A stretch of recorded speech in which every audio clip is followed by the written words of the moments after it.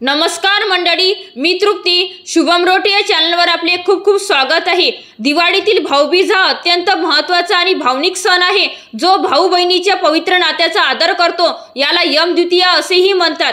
भाऊबीज हा सण दिवाळीच्या 5 दिवसांचा उत्सवाचा शेवटचा दिवस असतो.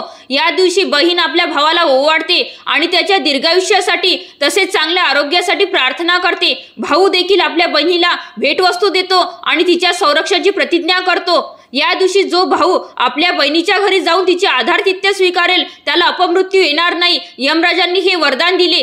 तेव्हापासून हा दिवस भाऊ बहिणीच्या प्रेमाचे प्रतीक म्हणून साजरा केला जातो.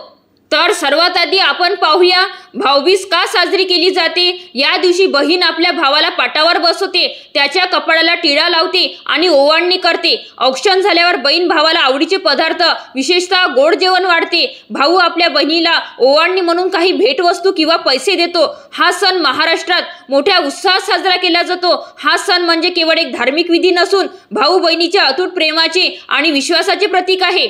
भाऊबीजेचा शुभ मुहूर्त कार्तिक शुक्ल पक्षाचा दुसरा दिवस 22 ऑक्टोबर रोजी रात्री 8:16 पासून सुरू होईल आणि 23 ऑक्टोबर रोजी रात्री 10:46 पर्यंत असेल.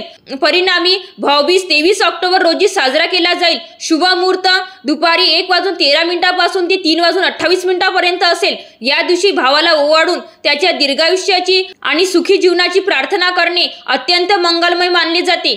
भावाला ओवाळण्याची योग्य पद्धत. भाऊबीजेच्या दिवशी भावाने पूर्वेकडे तोंड करून बसावे. टिळक लावण्यासाठी भावाच्या डोक्यावर अक्षता टाकावी. त्याला सुपारी आणि सोन्याचे दागिने ओवाळावे. साखर किंवा मिठाई देऊन तोंड गोड करावे. शेवटी दिव्याने आरती करावी. तर आजचा टॉपिक आहे भावाला ओवाळताना त्याच्या खिशात ठेवा ही एक वस्तू एका रात्रीत त्याचे आयुष्य बदलेल. दिवाळीचा सण म्हणजे उत्साह, आनंद आणि नात्यांचा गोडवा. आणि या दिवाळीत एक खास सण येतो, तो म्हणजे भाऊबीज. बहीण भावाच्या अतूट प्रेमाचं प्रतीक असलेला हा सण आपण मोठ्या उत्साहात साजरा करतो. पण तुम्हाला माहिती आहे का, या भाऊबीजेला तुम्ही तुमच्या भावासाठी एक असा छोटासा उपाय करू शकता, त्यामुळे त्याचे नशीब एका रात्रीत बदलू शकते. होय, तुम्ही बरोबर ऐकले. आज मी तुम्हाला एक असा अद्भुत आणि प्राचीन उपाय सांगणार आहे, जो भाऊबीजेच्या दिवशी तुम्ही तुमच्या भावाला ओवाळताना करू शकता. हा उपाय इतका शक्तिशाली आहे की तो तुमच्या भावाच्या जीवनात सुख, समृद्धी आणि यश घेऊन येऊ शकतो. तर ती एक वस्तू कोणती आहे? ती आहे एक अखंड सुपारी. तुम्हाला वाटेल, एक सुपारी, याने काय होणार? पण या सुपारीचे महत्त्व आपल्या शास्त्रांमध्ये खूप मोठे सांगितले आहे. सुपारीला गणपतीचे रूप मानले जाते आणि ती शुभ मानली जाते. चला तर मग बघूया हा उपाय कसा करायचा. नंबर 1, स्वच्छ सुपारी निवडा. भाऊबीजेच्या दिवशी सकाळी एक लहान, स्वच्छ आणि कुठेही तुटलेली नसलेली अखंड सुपारी घ्या. नंबर 2, पूजा करा. ही सुपारी तुम्ही तुमच्या घरातील देव्हाऱ्यात देवापुढे ठेवा. गणपती बाप्पाला तिचे स्मरण करा आणि तुमच्या भावाच्या चांगल्या भविष्यासाठी प्रार्थना करा. नंबर 3, ओवाळताना ठेवा. भावाला ओवाळताना त्याच्या आरतीनंतर जेव्हा तुम्ही त्याला ओवाळता तेव्हा ही सुपारी गुपचूप त्याच्या खिशात ठेवा. त्याला लगेच सांगू नका. नंबर 4, प्रार्थना. सुपारी ठेवताना मनातल्या मनात तुमच्या भावाच्या सर्व इच्छा पूर्ण होत, त्याला प्रत्येक कामात यश मिळो, त्याचे आरोग्य चांगले राहो अशी प्रार्थना करा. ही सुपारी भावाच्या खिशात ठेवल्याने काय होईल? नकारात्मक ऊर्जा दूर होईल. सुपारी नकारात्मक शक्तींना दूर ठेवते आणि सकारात्मक ऊर्जा आकर्षित करते. आर्थिक भरभराट.